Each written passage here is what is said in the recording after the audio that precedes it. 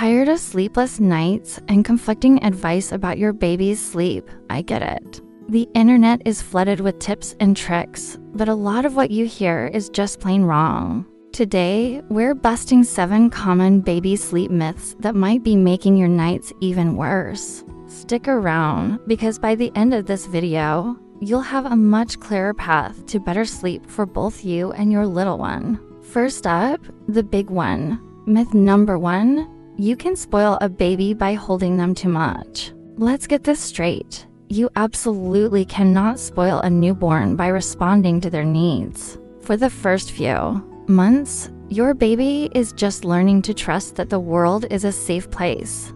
When they cry, they're communicating their only way they know how. Picking them up, cuddling them, and soothing them builds a secure attachment. It tells them, "I'm here for you." This sense of security actually makes it easier for them to learn to self-soothe later on. So go ahead, snuggle that baby. You're not creating a bad habit. You're building a foundation of love and trust. Myth number 2.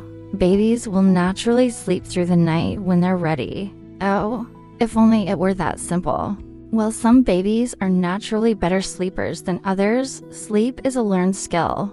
Just like walking or talking, most babies need some gentle guidance to learn how to connect their sleep cycles and fall back asleep on their own. Simply waiting it out can lead to months or even years of sleep deprivation for the whole family. Establishing a consistent routine and teaching them healthy sleep habits is not about being harsh. It's about giving them a gift that will last a lifetime. It's an active process, not a waiting game. Let's talk about myth number 3. Keeping a baby up later will make them sleep longer. This one sounds logical, but it almost always backfires. An overtired baby is a wired baby. When they miss their natural sleep window, their bodies produce cortisol, a stress hormone that acts like a shot of adrenaline.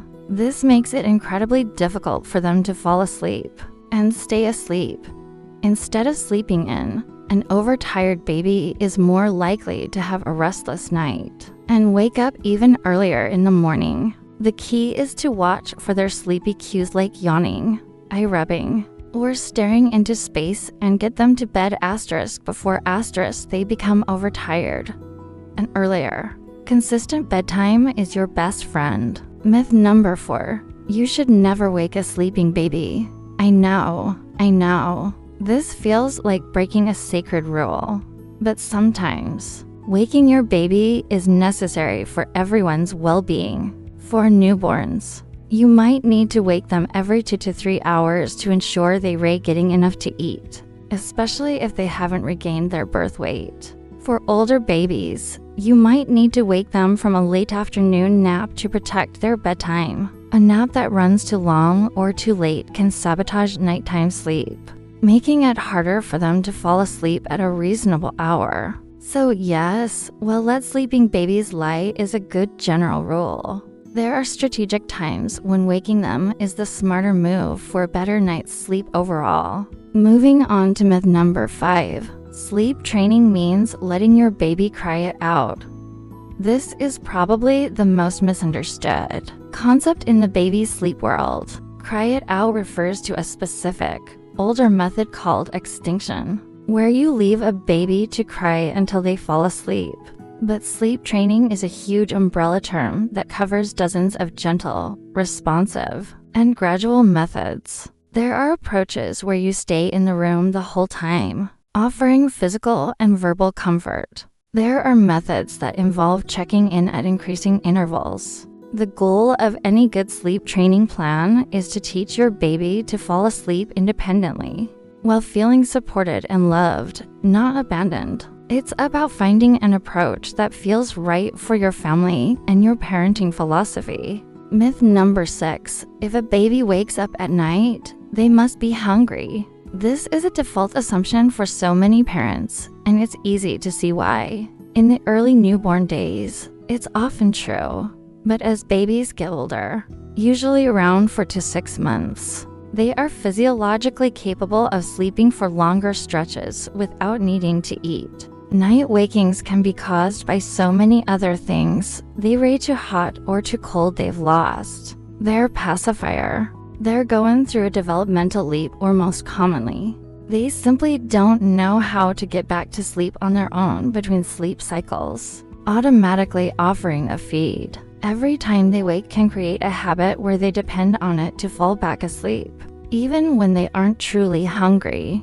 And finally, myth number 7. Some babies are just bad sleepers. Labeling your baby this way can feel like a life sentence, but it's rarely the full story. While temperament certainly plays a role, in most cases, bad sleep is a symptom of something else. It could be an inconsistent schedule, an underlying medical issue like reflux or an allergy, a sleep environment that's not conducive to rest, or simply a lack of independent sleep skills. Instead of resigning yourself to the idea that your baby is just a bad sleeper, think of yourself as a detective. Look at the whole picture: their routine, their environment, their daytime habits, and you'll likely find clues that can lead you to the root of the problem. Every baby has the potential to be a great sleeper with the right support and strategies. So there you have it, 7 baby sleep myths debunked. Hopefully, clearing up this misinformation helps you feel more confident and less stressed on your journey to better sleep.